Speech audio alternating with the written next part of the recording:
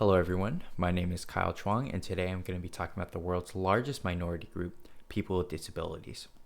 I'm also going to be touching on what Cal Poly has done to be a more inclusive and accessible campus and how they are instilling these views into their students and raising awareness for people with disabilities.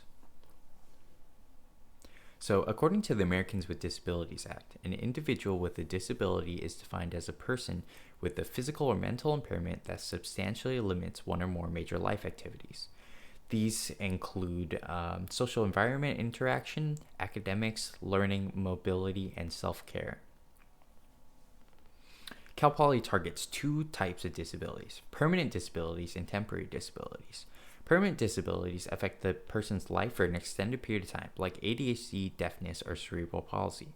Temporary disabilities only affect the person's life for a short period of time, like broken bones, sickness, or other injuries. So here's a chart provided by the Cal Poly Disability Resource Center that breaks down the type and frequency of disabilities they work with. As you can see, permanent disabilities dominate this field, with almost 50% of students having ADHD or a psychological disability. Temporary disabilities only make up 6% of this demographic.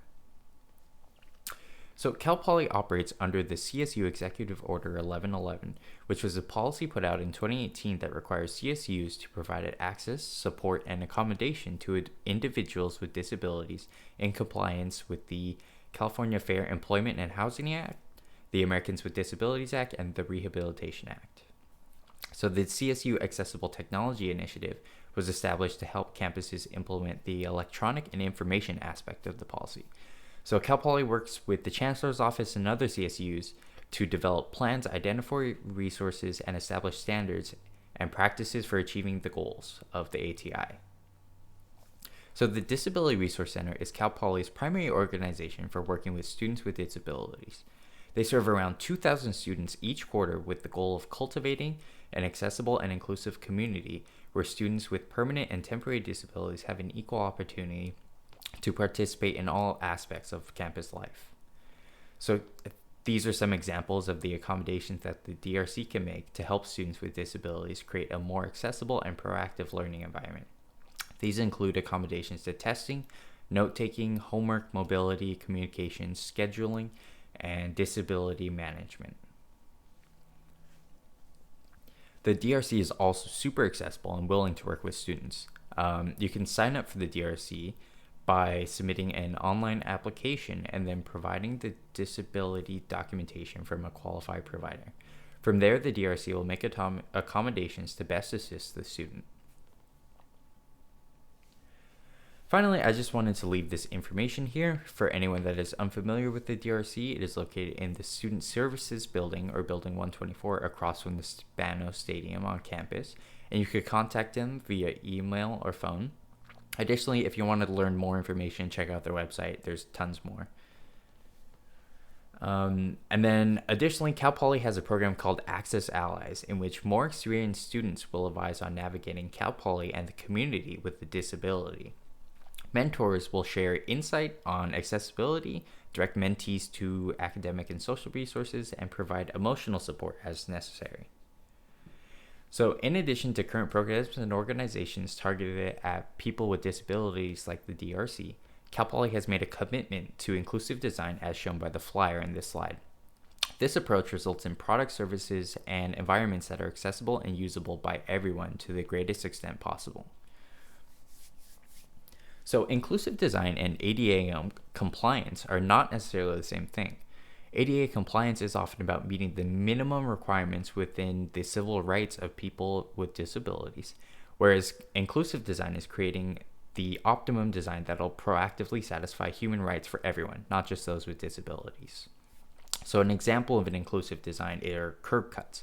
Originally, curb cuts are designed for wheelchair users, but have since been more useful for more wheeled users like skateboarders, parents with strollers, and cyclists.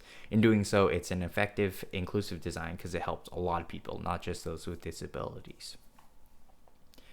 And here are just a few examples of inclusive design at Cal Poly. So first, in Building 13, they've incorporated movable tables and seating.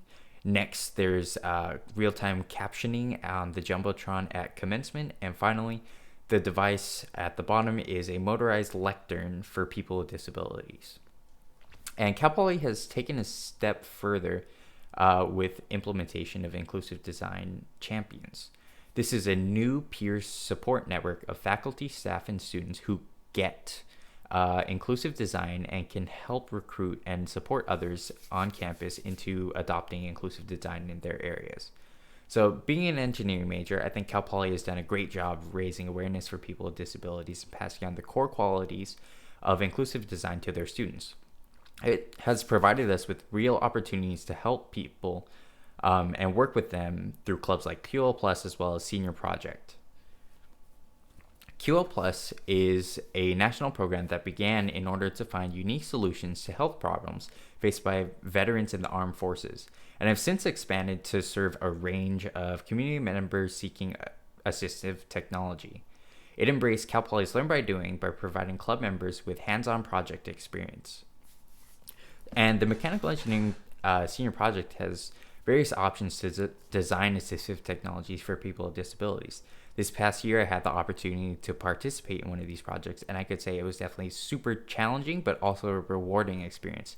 And it helped me kind of understand the difficulties better.